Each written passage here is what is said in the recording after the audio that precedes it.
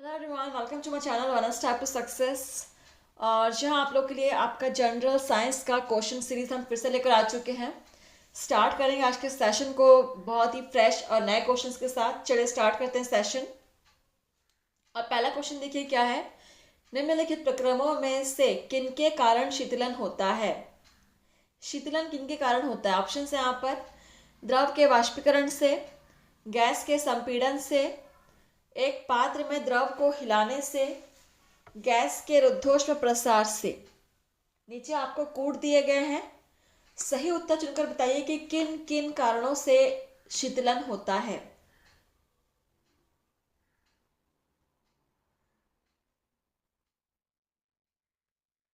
इन चारों ऑप्शंस में से किन प्रक्रमों में शीतलन होता है? Question number 259। चलिए आप सभी क्लास को सब्सक्राइब कर लीजिएगा।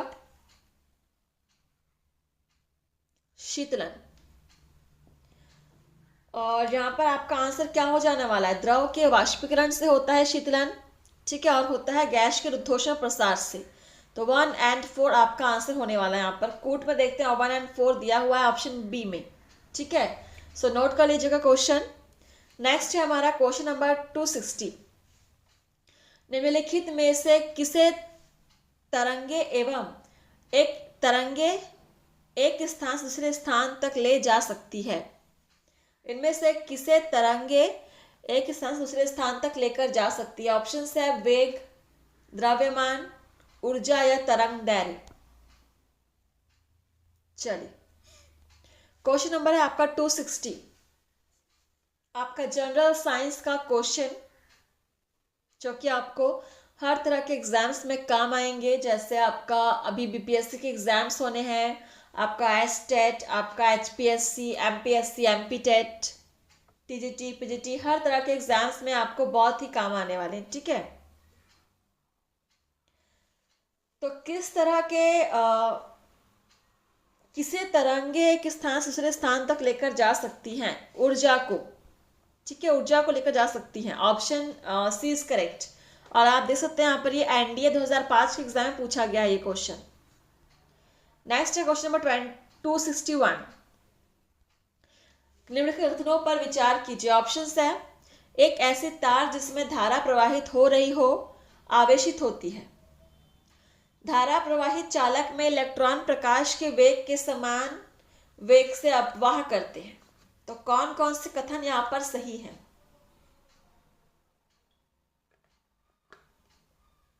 Question number 261।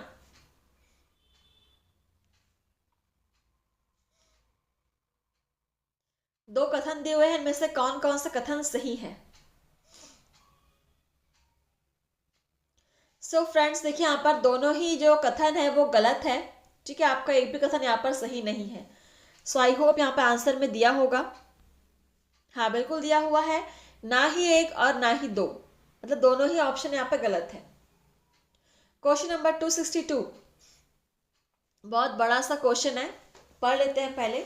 एक बांसुरी वादक बांसुरी के वायु छिद्र में से वायु की नियंत्रित धारा व फूंकते समय बांसुरी के विभिन्न छिद्रों को खोलना तथा बंद करता है। ऐसा करते हुए वह भिन्न लंबाइयों के कंपमान वायु स्तंभ बनाता है। छिद्रों, वायु स्तंभ की लंबाइयों तथा उत्पन्न ध्वनि की आवृत्ति से संबंधित निम्नलिखित में से कौन सा एक सही है? पढ़ लीजिए क्वेश्चन को, फिर आपको ऑप्शंस दिखाए जाएंगे। चलिए, और ऑप्शंस आपके सामने हैं। सभी छिद्र बंद, दीर्घतम वायु स्तंभ, अधिकतम आवृत्ति। सभी छिद्र बंद, दीर्घतम वायु स्तंभ, निम्नतम आवृत्ति। सभी छिद्र खुले, लघुतम वायु स्तंभ, निम्नतम आवृत्ति। सभी छिद्र खुले, दीर्घतम वायु स्तंभ, अधिकतम आवृत्ति।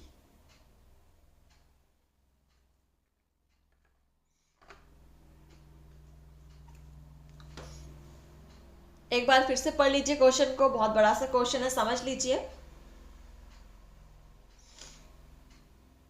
और आप लोग क्लास को शेयर करना मत भूलिएगा फ्रेंड्स। ये क्वेश्चंस आप जो सॉल्व कर रहे हैं वो बहुत सारे एग्जाम्स में पूछे गए हैं, आपके प्रीवियस ईयर क्वेश्चंस हैं, ठीक है। चलिए ये भी आपका एनडीए के क्वेश्चन में पूछा गया है। सो इसका आंसर हो जाएगा सभी छिद्र बंद, दीर्घतम वायु स्तंभ, निम्नतम आवृत्ति। ठीक है, चलिए क्वेश्चन नंबर है आपका 263। एक्स किरणों में समाविष्ट है केवल इलेक्ट्रॉन, केवल प्रोटॉन, केवल न्यूट्रॉन, विद्युत चुंबकीय विकिरण। एक्स किरणों में समाविष्ट है, क्या समाविष्ट है इनमें से? विद्युत चुंबकीय विकिरण, option D is correct. Question number 264 देखते हैं। जहां पर भी आपका कथन दिया हुआ है, एक सरल आवर्त गति के संबंध में निम्नलिखित कथनों पर विचार कीजिए। ऑप्शंस है, पिंड के वेग का परिमाण माध्य स्थिति में उसके विस्थापन के समानुपातिक होता है। पिंड के त्वरण का परिमाण माध्य स्थिति से उसके विस्थापन के समानुपातिक होता है। पिंड की गतिज ऊर्जा और स्थितिज ऊर्जा का योग सदैव अचर होता है। चलिए, एक सरल आवर्त गति के संबंध में यहाँ पे 3 कथन दिए हुए हैं। इनमें से कौन से कथन सही है वो आपको चयन करना है।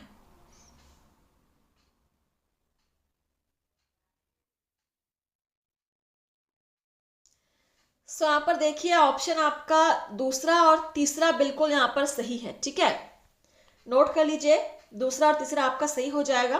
देखते हैं आपके कूट में दिया होगा, बिल्कुल यहाँ पे दिया हुआ है ऑप्शन बी 2 और 3। नेक्स्ट आपका क्वेश्चन है 265।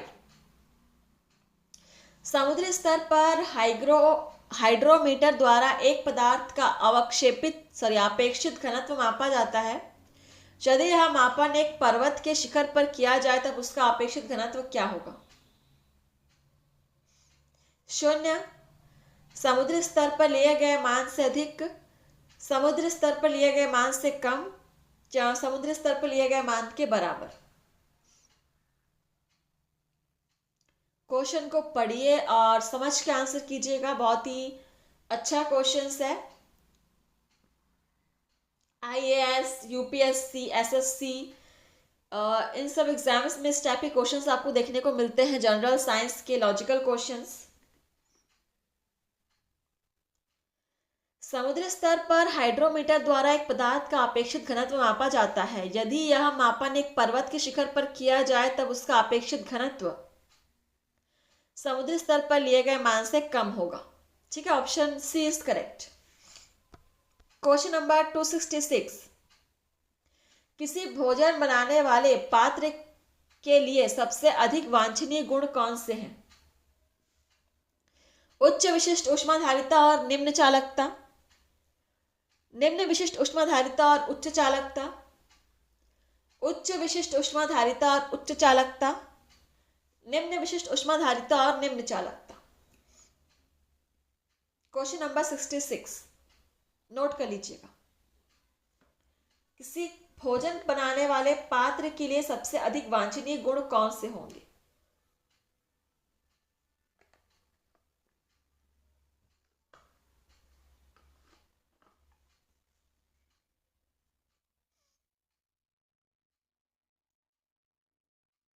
सो यहाँ पे आंसर हो जाएगा आपका निम्न विशिष्ट ऊष्माधारिता और उच्च चालकता। Option B is correct.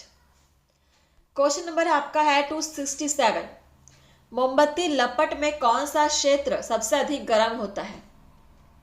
Option है गहरा अंतरतम क्षेत्र, बाह्यतम क्षेत्र, मध्य प्रदीप्त क्षेत्र या केंद्रीय क्षेत्र।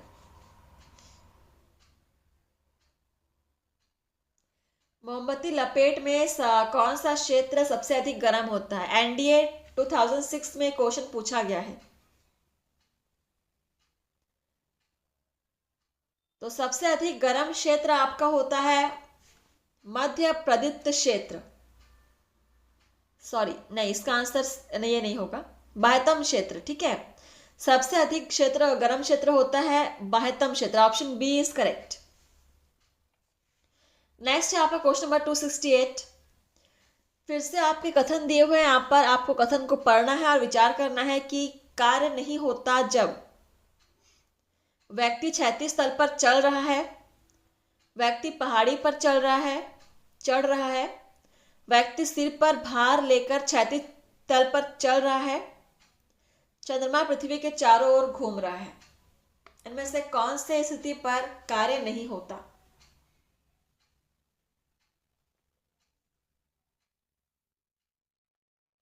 Question number 268। कार्य नहीं होता जब, जहां पर आपके कोड भी दिए हुए हैं तो आप लोग ऑप्शंस छाट लीजिए कौन कौन से आपको सही लग रहे हैं, फिर आपको कोड दिखाया जाएगा।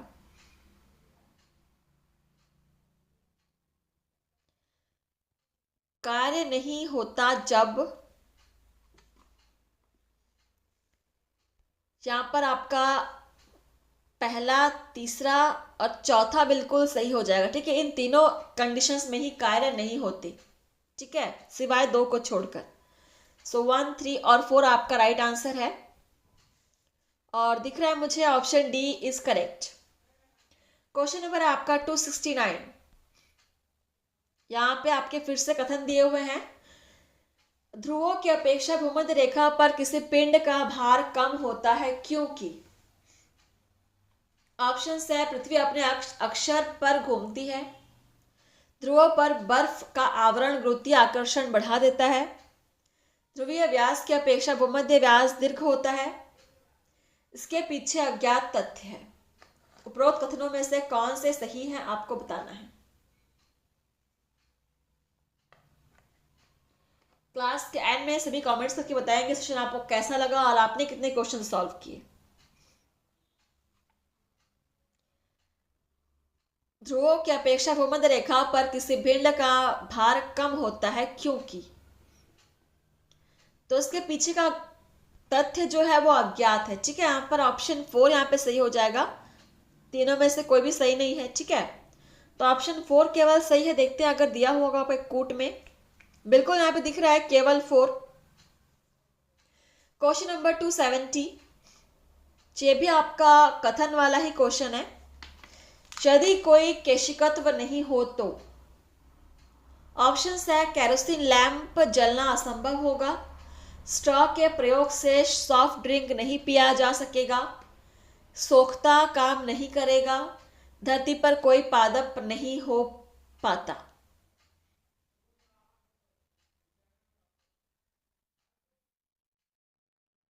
यदि कोई केशिकत्व नहीं होता तो क्या होता? इन सब में से कौन कौन से ऑप्शंस सही हैं?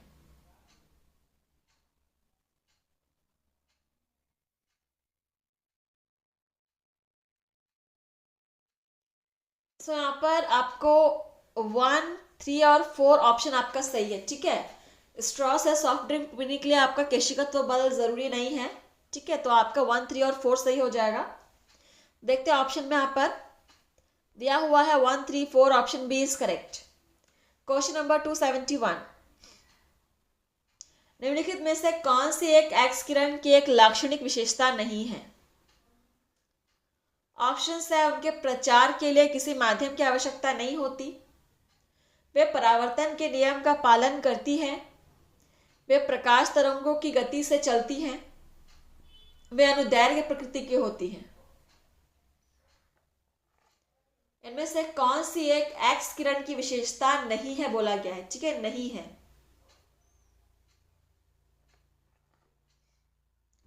टू 271 नंबर क्वेश्चन, वे अनुदैर्घ्य प्रकृति की होती हैं। ये जो लाक्षणिक विशेषता है वो एक्स किरणों की नहीं है और आपका आंसर ही होने वाला है। क्वेश्चन नंबर 272, फिर से आपका यहां पर कथन दिया हुआ है, चांद के तल पर एक अंतरिक्ष व्यक्ति के प्रेक्षणों के संदर्भ में निम्नलिखित कथनों पर विचार कीजिए। अंतरिक्ष यात्री अनुभव करता है कि एक सरल लोलक पृथ्वी की तुलना में काफी अधिक समयावधि तक दोलन करता है, वहां वायुमंडल विद्यमान नहीं है। उपरोक्त में से कौन सा कथन सही है? पढ़िए ऑप्शंस को और यहां पर आपको छांटना है कौन कौन से कथन जो है वो सही है। एक अंतरिक्ष यात्री के लिए जो चांद के तल पर प्रेक्षण कर रहा है,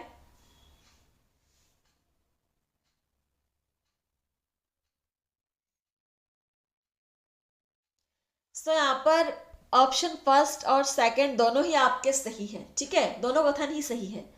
देखते हैं कौन से ऑप्शन में दिया हुआ है। बिल्कुल यहाँ पे ऑप्शन सी, दोनों फर्स्ट और सेकंड दोनों ही सही है। क्वेश्चन नंबर 273, निम्नलिखित में से कौन सा एक सही कथन है। क्वेश्चन है, ग्रेफाइट का स्नेहक के रूप में प्रयोग हो सकता है क्योंकि इसकी दृढ़ संरचना होती है, इसकी निम्न श्यानता होती है, इसकी स्तरित संरचना होती है, इसकी निम्न द्रवणांक होता है।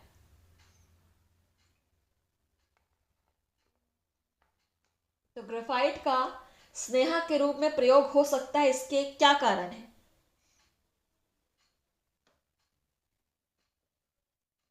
कारण है इसकी स्तरित संरचना होती है, ठीक है, इसकी स्तरित संरचना होती है, इसलिए इसका उपयोग स्नेहक के रूप में हो सकता है।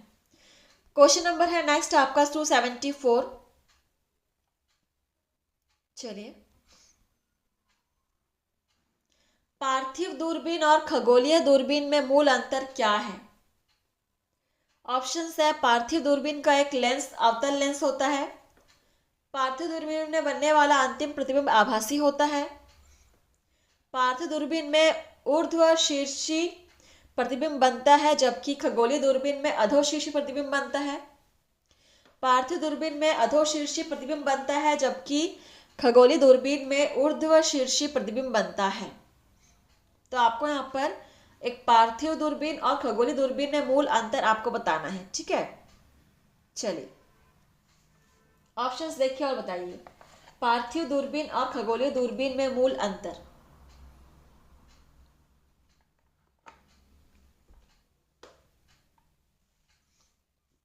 और यहाँ पे अंतर हो जाएगा कि पार्थिव दूरबीन में ऊर्ध्वशीर्षी प्रतिबिंब बनता है जबकि खगोलीय दूरबीन में अधोशीर्षी। नोट कर लीजिएगा। चलिए नेक्स्ट हमारा क्वेश्चन है 275 नंबर क्वेश्चन, निम्नलिखित में कथनों में से कौन सा सही है। जल का क्वथनांक सदैव 100 डिग्री सेल्सियस होता है, वायुमंडलीय दाब पर निर्भर करता है, जिस पात्र में जल उबाला जा रहा हो उसके पदार्थ पर निर्भर करता है, या ऊष्मा के स्रोत पर निर्भर करता है। बहुत ही अच्छा और इजी क्वेश्चन है। जल का क्वथनांक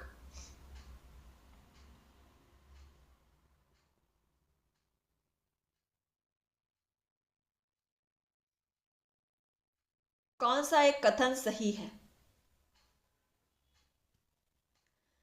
वायुमंडलीय दाब पर निर्भर करता है, ऑप्शन बी इज करेक्ट, ठीक है, option B is correct. Question number है आपका 276, निम्नलिखित विद्युत चुंबकीय तरंगों में सबसे अधिक तरंग दैर्घ्य किसका है। अवरक्त किरण, गामा किरण, प्रकाश किरण या पराबैंगनी किरण।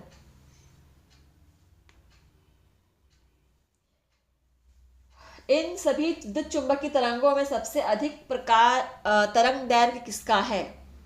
तरंग दैर्घ्य से भी क्वेश्चन पूछे जाते हैं एग्जाम में, और सबसे अधिक तरंग दैर्घ्य है अवरक्त किरण का, ठीक है, ऑप्शन फर्स्ट अवरक्त किरण। क्वेश्चन नंबर 277, एक ऊर्ध्वाधर स्प्रिंग जिसके निचले सिरे पर एक भार लटका है में से धारा प्रवाहित की जाती है, भार की स्थिति में क्या परिवर्तन होगा।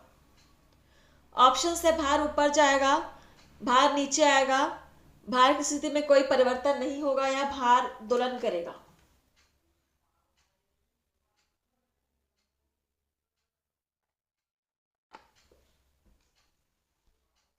और ये लास्ट क्वेश्चन है।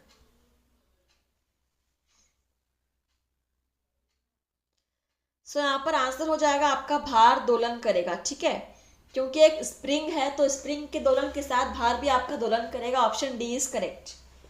तो चलिए आपका सेशन यहीं पर समाप्त हुआ, और आप लोग चैनल को लाइक शेयर कमेंट करना मत भूलिएगा। थैंक यू, मिलते हैं आपसे नए सेशन में। आज के लिए बस इतना ही, धन्यवाद।